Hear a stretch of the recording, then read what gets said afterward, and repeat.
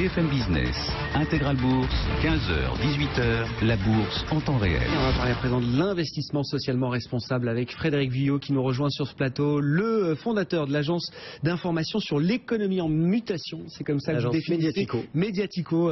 Frédéric, l'ISR fait partie des mutations de l'économie, donc l'investissement socialement responsable. On parle beaucoup du climat, on a la conférence mondiale sur le climat qui s'est ouverte en début de semaine à Lima, au Pérou, donc la 20e et la 21e, ce sera l'an prochain. Paris l'année prochaine, au mois de décembre, dans pile un an, absolument. Donc c'est vrai que c'est un enjeu majeur, le climat, pas seulement parce qu'on commence à prendre froid et à s'enrhumer, non, c'est un enjeu majeur pour les gérants ISR, c'est un enjeu majeur pour tous les citoyens, pour la société dans son ensemble, et on voit que ça bouge du côté politique, puisque François Hollande a dit la semaine dernière, lors de la conférence environnementale à l'Elysée, qu'il voulait un accord historique l'année prochaine, en décembre, à Paris, pour la COP 21, la grande conférence de l'ONU sur le climat, 191 pays qui vont se retrouver à Paris. On a aussi Ségolène Royal, bien sûr, qui a fait voter la grande loi sur la transition énergétique au mois d'octobre. Et puis, on a aussi Emmanuel Macron qui, lui, prépare un projet de loi pour la croissance. Et dans ce projet de loi, il y a un article qui prévoit que les entreprises, à l'avenir, devront respecter l'intérêt général, social et environnemental. Ça veut dire, quelque part, que les enjeux ESG, qui sont au fondement de l'investissement socialement responsable, vont peut-être rentrer dans le code civil. Ce serait quand même un acte fort. Alors, tout ça, c'est le côté politique, sauf qu'il faut des financements pour bouger. Donc, si on n'a pas les financements, on fait rien. La transition énergétique, on sait qu'elle va coûter entre 10 et 30 milliards d'euros par an à la France, et l'État ne pourra mettre qu'à peu près 15%. On a vu tout à l'heure au journal les usines d'éoliennes en Loire-Atlantique, ça coûte 80 millions d'euros, 2 usines d'éoliennes comme ça. Et puis pour le climat mondial, on dit qu'on n'a pas d'argent, sauf que si on ne fait pas d'efforts maintenant, ça va coûter beaucoup plus cher plus tard. Et ça veut dire quoi? Ils sont pas prêts, les investisseurs privés aujourd'hui, pour accompagner le financement de ces transitions énergétiques, et notamment les investisseurs là qui s'intéressent à l'ISR, ils répondent présents au rendez-vous, ou ils sont encore absents de cet enjeu majeur là? Ils commencent à répondre. Ce que ça veut dire, c'est que de toute façon, l'argent public aujourd'hui est rare. Donc on ne peut plus compter que sur l'argent public pour financer la transition. Privé. Je parle de l'argent public, il est très rare. On ne peut plus compter sur lui pour financer la transition énergétique, plus sur lui tout seul. Donc il faut mobiliser les investisseurs privés, les investisseurs institutionnels. Laurent Fabius disait l'été dernier aux rencontres économiques d'Aix-en-Provence que les financements énergétiques aujourd'hui, ils sont fléchés à 80% vers le fossile, à 20% sur les renouvelables. Et puis il disait aussi que l'économie verte dans les portefeuilles d'investisseurs, ça représente que 1%. Et ben ce serait peut-être pas trop ambitieux que de vouloir porter cette part à 10% des portefeuilles d'investissement.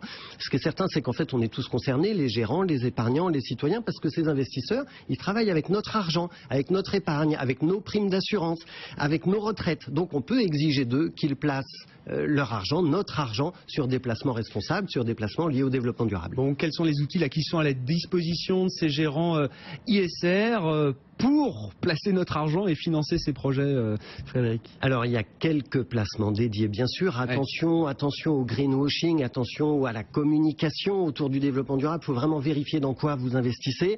Donc si vous êtes un épargnant, suivez vraiment les placements qui ont été labellisés, qui ont reçu un label investissement socialement responsable, ISR, ou un label vert, comme le label de Novetic, comme le label de LuxFlag, l'équivalent luxembourgeois de Novetic, comme le label du CIES, le comité intersyndical de l'épargne salariale. Ça, c'est pour les gens qui, dans les entreprises, ont de l'épargne salariale. Ce sont des labels qui vous garantissent de la transparence et de l'impact positif de votre investissement. Et puis, si vous êtes gérant, si vous êtes un gros investisseur, et ben là, vous avez des fonds ISR, vous avez des fonds thématiques sur le développement durable, vous avez des green bonds aussi. Les green bonds, c'est le nouvel instrument, les obligations vertes qui sont fléchées sur les infrastructures ou sur les projets liés à la transition énergétique. Et ça, c'est un marché qui est en train de décoller. C'était 4,5 milliards d'euros en 2012. Ça devrait être 20 milliards cette année, et ça devrait être 100 milliards d'euros en 2016. Donc vraiment, c'est un instrument très important. Bon, à propos de label, juste petite parenthèse, on sait que Michel Sapin veut un label ISR pour la place de Paris, pour Euronext. Ça permettrait peut-être d'harmoniser un petit peu là tous ces labels, d'avoir un label officiel d'une certaine manière, même s'ils sont tous officiels dans leur genre. Mais alors Michel Sapin en a parlé hier pour la première fois, sachant que c'est une idée qui est dans les tuyaux du gouvernement et des professionnels de l'ISR depuis un certain temps déjà, parce qu'effectivement le gros problème, c'est que les épargnants n'y comprennent plus rien. Il y a plein de labels de tous les côtés. Si Michel Sapin se saisit du sujet, et c'est bien ce qu'il est en train de faire, sinon il n'aurait pas pris la parole dessus, ça veut dire effectivement que le gouvernement va prendre ce sujet-là à bras le corps, et qu'on a bon espoir d'aboutir dans les mois qui viennent. Et ce sera l'occasion d'en reparler avec vous. Bon, pour revenir là sur le financement de la transition énergétique, là vous avez quelques exemples précis de fonds de placement là qui vous paraissent intéressants, Frédéric? En fait, il y en a pas mal, sauf qu'il faut les demander à son banquier, parce que si on lui demande pas, il va pas nous les proposer. Non, ils sont jamais en tête de gondole, ceux-là, et on sait pas bien pourquoi. Mais en réalité, il y en a chez BNP Paribas, il y en a chez HSBC, il y a des fonds thématiques, des livrets d'épargne, il y a des fonds communs de placement. Crédit Agricole est précurseur sur les green bonds. Et puis, il y a des sociétés plus spécialisées, comme Mirova, qui est la filiale ISR de Natixis, donc du groupe Banque Populaire Caisse d'Épargne.